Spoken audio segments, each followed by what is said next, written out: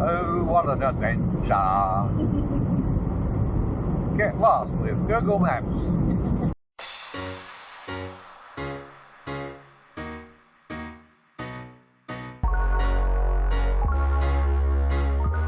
Hey everyone, how is it all going?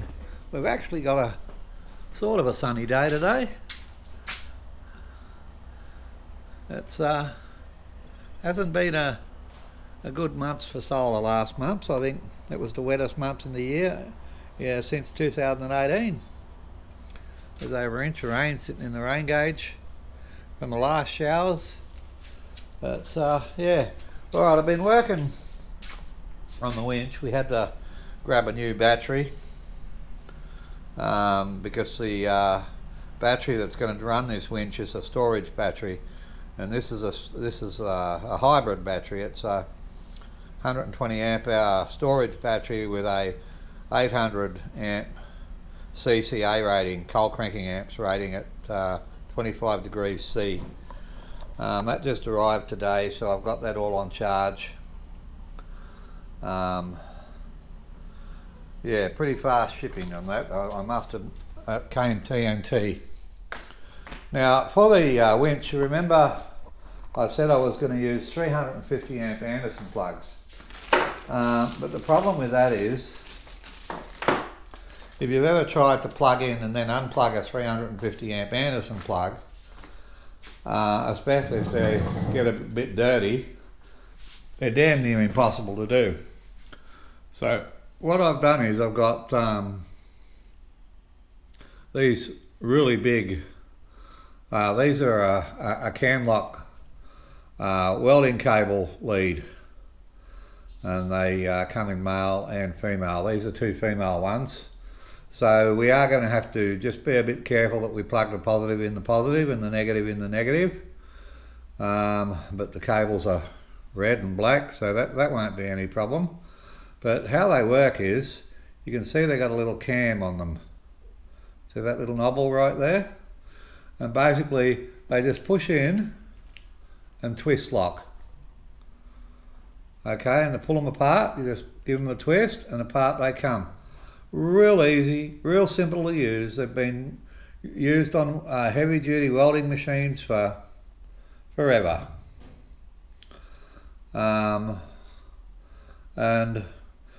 Yeah, we come across this idea, well I did anyway, I was giving it some thought because Ziggy and I are getting old, and I've got osteoarthritis in my hands and my joints, and it makes it a really lot. So we got to think smarter. So the Camlock fittings are really good. Of course, the beauty of this is, what I can do now is I can make up, like I'm having a 5 meter extension lead, 2-aught, and which will well and truly carry all the amps of this winch. But what I can do is I can make up another short end with a couple of jumper cables on it, and that gives me a 5 meter jumper cable reach as well.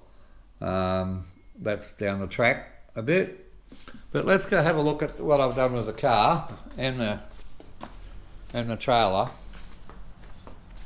Now remember, that's a portable winch, so it goes to the back of the trailer. I've got an 8 meter extension for that 50mm squared or 2-inch trailer hitch down there, which will bring the winch out past the spare tyre. But I can winch off the back of the trailer, and what I've done here is, now these are a pass-through insulated outlet.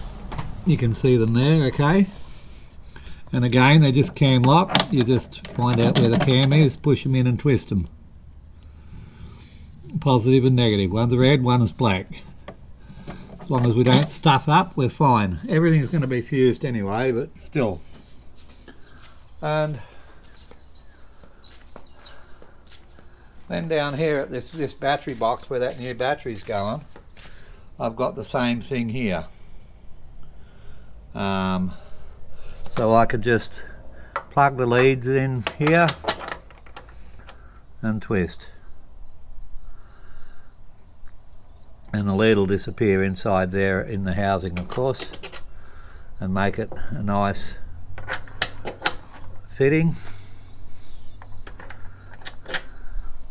Very simple, very quick, and it's going to have a disconnect switch and a circuit breaker, fuse I should say, on those ones there, on that one there as well. And the beauty of that is, of course, you know, my winch can go onto the front of the car. Now, when you use a winch, it's always important to have enough extension rope, because what you want to try and do every time you use your winch is like you bring your winch off one side and you return it to the other side. Why do I need to do that, Chris? It actually halves the load on the winch, believe it or not. So instead of drawing, say, 300 amps, you're drawing 150 amps.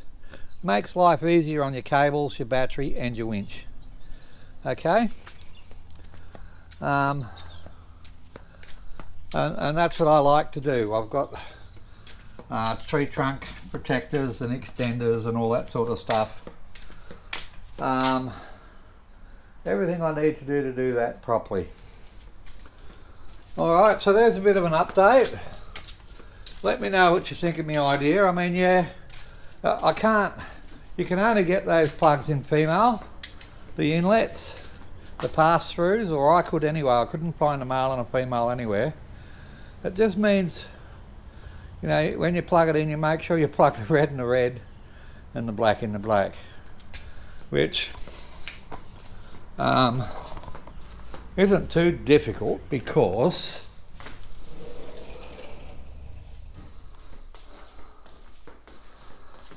the ends come one red, one black. That's one end of the cable, that's the other end of the cable with the cam locks.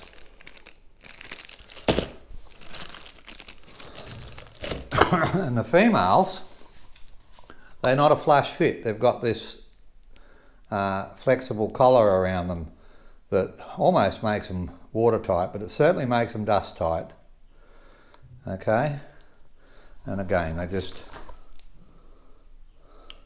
plug in and lock on the cam, just like that. There you go. All right, there's a nice little video for you.